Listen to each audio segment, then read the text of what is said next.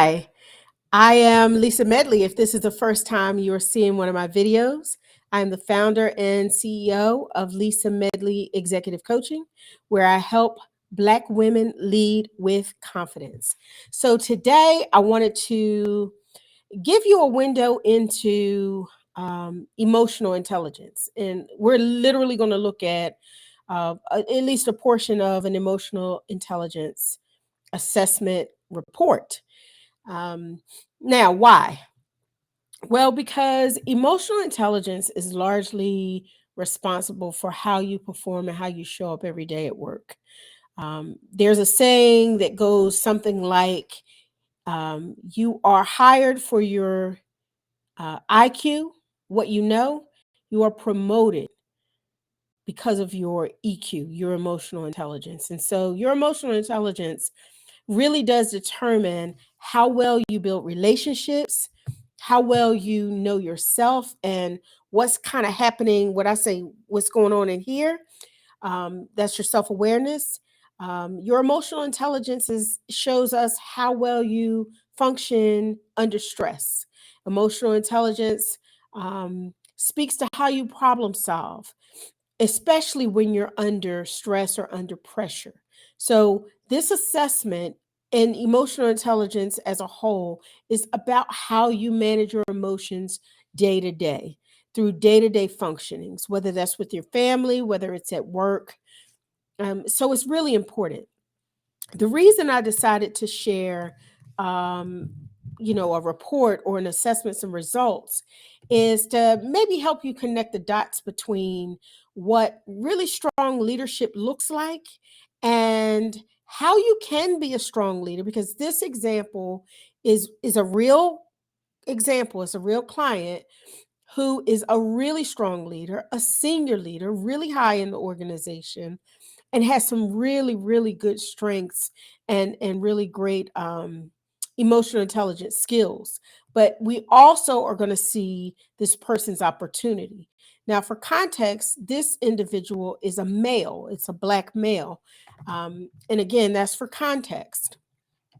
And so I'm going to share my screen, and we're going to take a look at one at a time here. All right. So, what you're looking at is this individual's highest three subscales. Now, this assessment in particular measures 15 different scales. So the report, that at least the report that I use measures or will show you kind of an executive summary, your top three and your lowest three. So right now we're looking at the top three. And based on what we're seeing, without really knowing a whole lot about the assessment and, the mechanics behind it, wow, this person tolerates stress really, really well. This person is also highly independent, which is very important for someone in a senior role. And this person is excellent at problem solving, even under pressure. And so I don't know if you can see it. I'm going to read a little bit of it.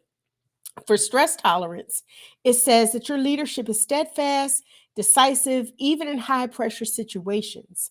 Your team looks to you for your leadership and guidance, although you may need to be mindful that some people may not cope as well as under pressure as you do. This person scored a 124. The average is 100, right? The average for the top 50 percentile of leaders is between 110 and 130, right? So he's at a 124. Excellent. Independence. So you rarely depend on others to make important decisions or to approve of your decisions. Because let's face it, some leaders, right? Some leaders are not comfortable moving forward and making their own decisions. They want to get, maybe ask another person or ask permission. This guy is, nah, I'm going to run my business like I own it, and until somebody tells me not to, right? um if your independence is if you're strong in independence, it means you may have a tendency to leave others behind. So that's a caution, right? If I'm really high in independence, and really an independent leader, then I got to be sure that I don't leave people in the dust. The last one is problem solving. And so, problem solving, it says, as a leader, you are rarely seen allowing your emotions to cloud your objectivity. Now, how important is that, right? To be a leader and not allow emotions to cloud your objectivity. You make the required decisions for your team and you keep the workflow moving, right? So, again, really, really critical subscale for an executive leader. Now, we're going to take a look now that we know he handles stress well, he's highly independent, he's a great problem solver, even under pressure. Now, we're going to take a look at where his opportunities are. So, just give me a minute to stop sharing that and to bring up the next one. All right. So, the next one is his lower scales. Now, what are we looking at? Right? So again, without knowing anything about the assessment, without knowing anything about the mechanics, we see that his interpersonal relationships, his emotional expression, and empathy are really, really low, right? And so, what does that mean? You may not leverage relationships as much as others. Investing time in relationships. The expression, in general, you don't tend to share your emotions. Um, Becoming more expressive will allow you to be more inspirational and able to motivate your team. And then the last one, empathy. Developing this area is crucial since many of the interpersonal skills required in leadership is based and nurtured through empathy, right? Um, all three of these, not only do they fall far below what's expected of the top performing leaders, but it's below average. Now, um, here's the good news, because I don't want to paste all doom and gloom, and I'm going to stop sharing. Here's the good news. EQ, your emotional intelligence, can be developed. It takes time and it takes work, right? This is why people hire me, because I help leaders overcome the barriers that to being more empathetic, overcome the barriers to being um, more relational, right? Versus transactional, and that's actually a challenge that many leaders have. You have transactional kind of relationships. Here's the report. I need this. Here's such and such. I need that. That's a transaction. Um, so that's part one. That's the good news. It can be developed over time and with work. Um, the other thing is, and it's a caution, just because you are performing well in your role, just because you are a strong problem solver, you are results oriented, you get the work done, it doesn't mean that you're a great leader. On the people side, there's a people side to this.